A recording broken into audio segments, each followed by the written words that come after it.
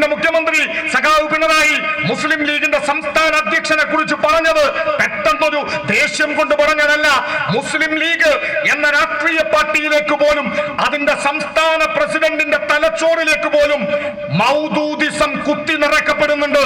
വേഷം മാറി വന്ന മൗദൂദിമാർ നയിക്കുന്ന പ്രസ്ഥാനമായി നമ്മുടെ നാടിനകത്ത് മുസ്ലിം ലീഗും അവരുടെ നേതാക്കന്മാരും അവരെ പിന്തുണക്കുന്ന പല സംഘടനകളും മാറിയിട്ടുണ്ട്. കേരളത്തിൽ സുന്നി വേഷധാരികളായ മൗദൂദിമാരുണ്ട്. കേരളത്തിൽ BJP-യെ സഹായിക്കുകയാണ് ഇടതുപക്ഷം എന്ന് പറയാൻ കുമ്പക്കുടി സുധാകരനും VD സതീശനും നാവ് പൊക്കുന്നതിന് മുമ്പ് നിങ്ങൾ നിങ്ങളുടെ ചരിത്രം നോക്കണം. കോൺഗ്രസിന്റെ ലീഗിന്റെ ചരിത്രം, പാണക്കാട് തങ്ങൾമാരുടെ ചരിത്രത്തിൽ ശിഹാബ് തങ്ങളുടെ കാലത്ത്, അദ്ദേഹത്തിന്റെ അനിയന്മാരുടെ കാലത്ത് ഒന്നുമില്ലാത്തത് ഇപ്പോഴത്തെ തങ്ങളുടെ കാലത്തുണ്ടാകുന്നു. അതാണ് ഇവിടെ ഇരിക്കുന്ന എല്ലാവർക്കും ഒരുപക്ഷെ ഞാൻ ഈ പറയുന്നത് മനസ്സിലാവണം എന്നില്ല, എന്നാലും പറയുന്നു. മുസ്ലിം ലീഗിന്റെ നേതൃത്വത്തിൽ പാണക്കാട് കേന്ദ്രമായി ഒരു പുതിയ സംവിധാനം വരുന്നുണ്ട്. ആ സംവിധാനത്തിന്റെ പേരാണ് ഖാലി ഹൗസ്. എന്താണ് ഖാലി ഹൗസ്? മുസ്ലിം ലീഗിന് അവരുടെ അധികാരം സമ്പൂർണമായും നഷ്ടപ്പെടുകയാണ്. അവർക്കിനി പിടിച്ചു നിൽക്കണമെങ്കിൽ പാണക്കാട് തങ്ങളാണ് ഏറ്റവും വലിയ തമ്പുരാൻ എന്ന് വരുത്തി തീർക്കണം. ഞങ്ങൾക്ക് ഈ നാടിനോട് പറയാനുള്ളത്, പാണക്കാട് കൊടപ്പനക്കൽ തറവാട്ടിലെ ഏതെങ്കിലും ഒരാളെ ചൂണ്ടിയിട്ട് ഇദ്ദേഹമാണ് കേരളത്തിലെ എല്ലാത്തിനുമുള്ള ഉത്തരം എന്ന് പറഞ്ഞാൽ അതിന് ഈ നാടിന്റെ ചരിത്രം നിങ്ങൾ നോക്കണം. പ്രിയപ്പെട്ടവരെ, കേരളത്തിലെ കാളിമാർ, ആ കാളിമാർക്ക് അതിൻ്റെതായ പാരമ്പര്യം ഉണ്ടാവണം. എന്നാൽ ഇന്ന് ലീഗ് ഉണ്ടാക്കുന്ന പാണക്കാട് ഖാലി ഹൗസ് ലീഗിന്റെ കൊടപ്പനക്കൽ തറവാട് കേന്ദ്രീകരിച്ച രാഷ്ട്രീയ ഹൗസാണ്. ബാബരിപ്പള്ളി തച്ചു തകർത്തത് സംഘപരിവാരമാണ്. ബാബരിപ്പള്ളി തകർത്ത സ്ഥലത്ത് രാമക്ഷേത്രം നിർമ്മിക്കുമ്പോ ഇന്ത്യയിലെ മുഴുവൻ ദേശീയ പാർട്ടികൾക്കും ഒരു കത്ത് കിട്ടി. രാമക്ഷേത്രത്തിന്റെ ഉദ്ഘാടന ചടങ്ങിന് സ്വാഗതം എന്ന് പറഞ്ഞുകൊണ്ട് ആ കത്ത് ഇന്ത്യൻ മതനിരപേക്ഷതയുടെ ഏറ്റവും ഉജ്ജ്വലനായ കാവൽക്കാരൻ സഖാവ് സീതാറാം യെച്ചൂരിയുടെ മേശപ്പുറത്തുമെത്തി. നമ്മുടെ പാർട്ടിയുടെ അഖിലേന്ത്യാ ജനറൽ സെക്രട്ടറി ആയിരുന്ന സഖാവ് സീതാറാം അതിനൊരു മറുപടി കത്തെഴുതി. ഞങ്ങൾ ഈ രാജ്യത്തെവിടെയെങ്കിലും ഒരു രാമവിശ്വാസി, ഒരു രാമഭക്തൻ രാമക്ഷേത്രം പണിതാൽ അതിനെതിരല്ല. ഈ നാടിനകത്ത് എവിടെയെങ്കിലും ഒരു രാമക്ഷേത്രം നിർമ്മിക്കുന്നതിന് കമ്മ്യൂണിസ്റ്റ് പാർട്ടി എതിരല്ല.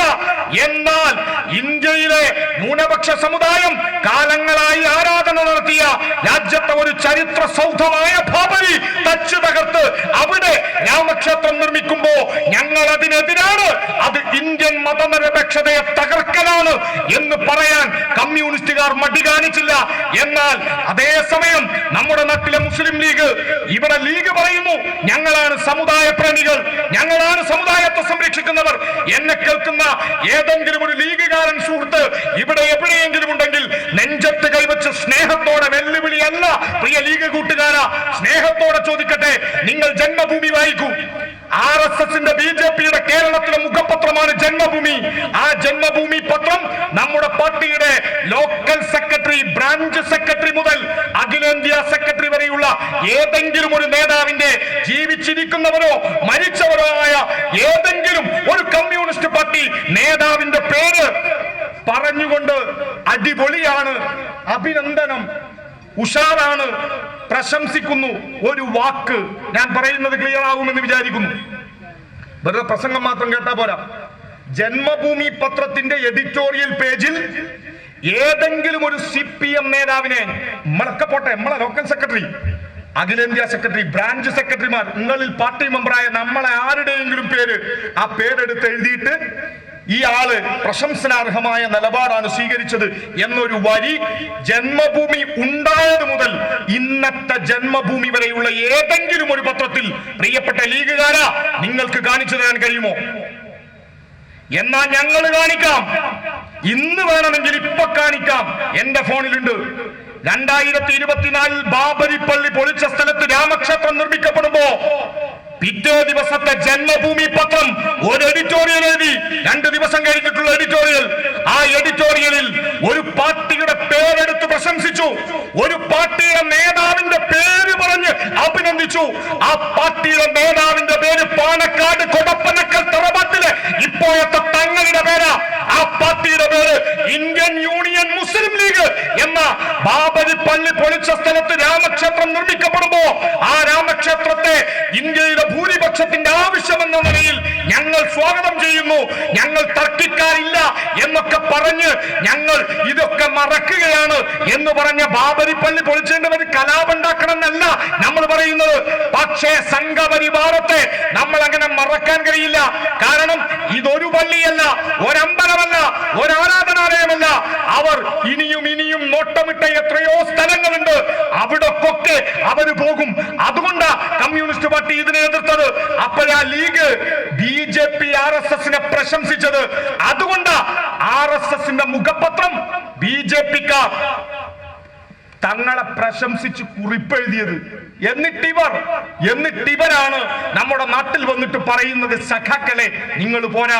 ഇന്ന് കേരളം അനുഭവിക്കുന്ന മതനിരപേക്ഷതയുണ്ടല്ലോ, ഇന്ന് കേരളം അനുഭവിക്കുന്ന ഒരുമയുണ്ടല്ലോ, ഇന്ന് കേരളം സാധ്യമാക്കുന്ന ജനാധിപത്യ മൂല്യങ്ങളുണ്ടല്ലോ, അത് സാധ്യമാവാൻ നമുക്ക് മുകളിൽ ഈ വെയിലേൽക്കാൻ ഈ ചെമ്പതാകെ ഇങ്ങനെ ഉയർന്നു പാറിയത് കൊണ്ടാണ് നമുക്ക് തണല് കിട്ടുന്നത്. നമുക്ക് മുകളിലെ ഈ ചെമ്പതാകയുടെ തണലിലാണ് പ്രിയപ്പെട്ടവരെ നാം ജീവിക്കുന്നത്.